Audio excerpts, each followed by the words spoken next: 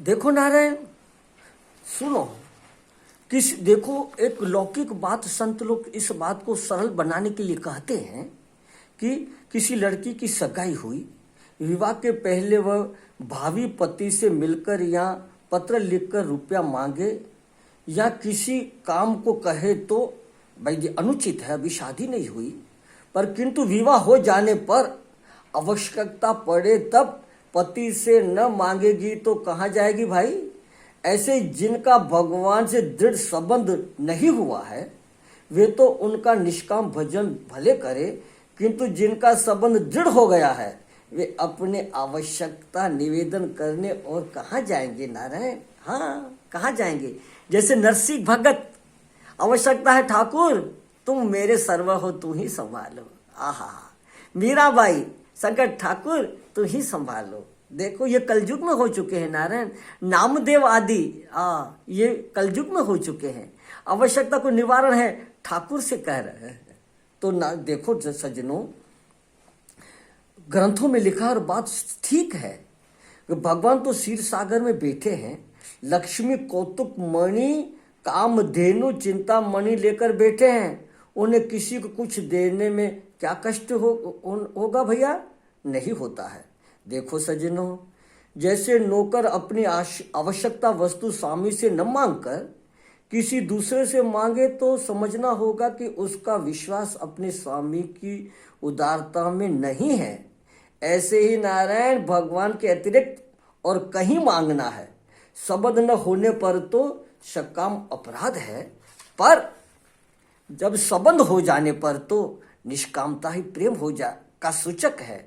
भगवान के प्रति सकाम होना अपराध नहीं है। उस विषय में भगवान की याद रहती है। संसारी वस्तु के प्रति कामना होना छोटी बात है, यह ठीक है, पर जो चिंतामणि दे सकते हैं वह क्या मिट्टी का बर्तन दे सकता है या नहीं देगा? जो अमृत पिला सकता है वो पानी पिला सकता है कि नहीं? पिलाएगा पानी। भगवान कांजी भी पिला सकते हैं और अमृत भी। देवता लोग और संसारी पुरुष कांजी तो पिला सकते हैं पर अमृत नहीं पिला सकते। भगवान के संबंध में सोचना ही कि वे अमृत भले ही पिला सकते पर कांजी नहीं, ये सर्वथा अपनी भ्रांति है। वो सब कुछ दे सकते हैं। हाँ देखो नारायण, एक ग्रंथों में हमने पढ़ी है और बात मुझे बहुत अच्छी लगी। जैसे कहीं भी गांवों में कुछ कार्य में ट्रस्टी बनाए जाते हैं, पंच बनाए जाते हैं, तो 5 व्यक्ति सरपंच पंच बनाए जाते हैं। हाँ, 5 व्यक्ति होते हैं। इसी तरह सृष्टि रची तो 5 देवता रखे गए हैं, ग्रंथों में लिखा है। हाँ, कौन से कि देखो, एक शंकर भगवान, हाँ, दूसरे शक्ति गणेश, पहले तो जैसे गणेश, शक्ति और शंकर 3, चौथे विष्णु भगवान और 5वें सूर्य भगवान।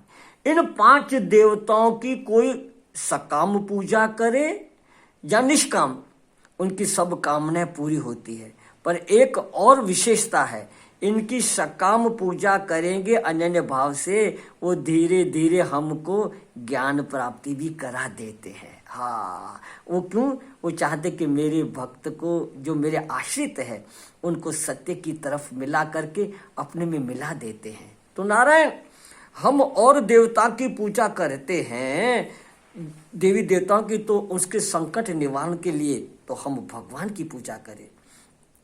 जब सब भगवान ही है तो भक्ति का प्रयास कौन करेगा? इसका उत्तर है, देखो नारायण, कि सब सम होने पर भी तुम क्या संसार में सबके साथ समता का व्यवहार करते हैं क्या? सब ब्रह्म है, परमात्मा है, मुक्त है के तो मुक्ति के लिए क्या बकरे की, गधे की या भैंस की पूजा करोगे क्या? नहीं। जब सर्वत्र परमात्मा है तो बकरे गधे में और भैंस में भी तो भगवान है, तो हम क्या उनकी पूजा करते हैं क्या? बकरे गधे या भैंस की पूजा नहीं की जाएगी, पूजा गाय की ही होगी, क्योंकि सब में के ब्रह्म होने पर भी गाय की उपाधि उत्तम है और बकरे गधे या भैंस की उपाधि उत्तम नहीं है। उपाधि की श्रेष्ठता से पूजा होती है। पूजा, विद्या, तपस्या, त्याग सतगुरु की उपाधियों से होती है। अतः सब भगवान होने पर भी जहाँ उन्होंने अपनी सर्वोत्तम उपाधि धारण कर रखी है, उस उपाधि की प्रधानता से भगवान की पूजा करने में द्वैत की बात कहाँ होती है नारायण। तब कहा ना, सब जग मोरा साइया, खाली घटना कोई, बलिहारी जा घाट की, जा घट प्रगट होई। तो महापुरुष संतों में वो परमात्मा प्रगट है। तब कहा, देखो नारायण पद में, मिलता है सच्चा सुख केवल भगवान तुम्हारे चरणों में, भगवान तुम्हारे चरणों में। यह विनती है पल पल छिन छिन रहे ध्यान तुम्हारे चरणों में, रहे ध्यान तुम्हारे चरणों में। चाहे बैरी कुल संसार बने, चाहे जीवन मुझ पर भार बने, चाहे मौत गले का हार बने, रहे ध्यान तुम्हारे चरणों में, रहे ध्यान तुम्हारे चरणों में। मिलता है सच्चा सुख केवल भगवान तुम्हारे चरणों में, भगवान तुम्हारे चरणों में। चाहे संकट ने मुझे घेरा हो, चाहे चारों ओर अंधेरा हो, पर मन नहीं डगमग मेरा हो, पर मन नहीं डगमग मेरा हो। रहे ध्यान तुम्हारे चरणों में, रहे ध्यान तुम्हारे चरणों में। मिलता है सच्चा सुख केवल भगवान तुम्हारे चरणों में, भगवान तुम्हारे चरणों में।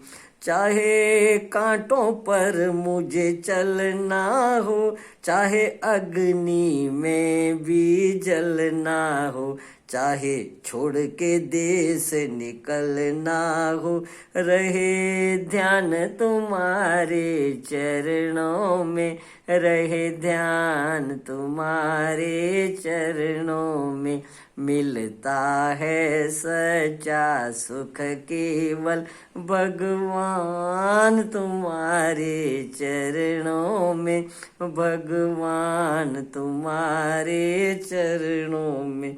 जीवा पर तेरा नाम रहे, तेरी याद सुबह और शाम रहे, मेरा हरदम यही काम रहे, ओ मेरा हरदम यही काम रहे।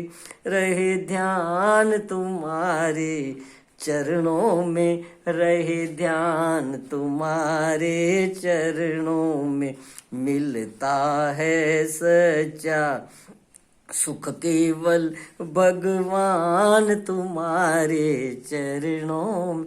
तो नारायण सब जगह भगवान है, मगर उपाधि के वजह से जैसी जैसा है कि बकरे गाय भैंस गधों की तो पूजा नहीं करते हैं। पूजा तो गाय की जिसे श्रेष्ठता है, पीपल आदि की, वहाँ की को कांटों के बबूल की, यहाँ अपने बेरों के पेड़ की तो पूजा नहीं, पूजा हो रही है पीपल की, बड़ की। तो इसी तरह मनुष्य सब भगवान का स्वरूप है, पर जहाँ कामना वासना मोह मुरादे हट गई है, अंतःकरण से परमात्मा से एक हो गया है। सब घट मोरा साइया, खाली घटना कोई, बलिहारी वहाँ घाट की, जहाँ घट प्रगट हुई।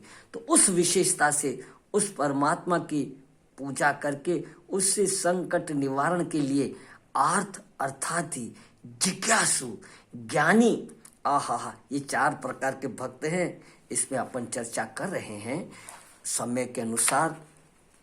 भगवान जैसे प्रेरणा, ईश्वर जैसे प्रेरणा करके आपस में जैसी बुद्धि दे के प्रार्थना करें कि हे नाथ ऐसी बुद्धि बनाए रखना, ऐसा चित्त मन बनाए रखना हे नाथ, क्योंकि शिव चतुरान देखी डराई, इतर जीव कहीं लेखे माई।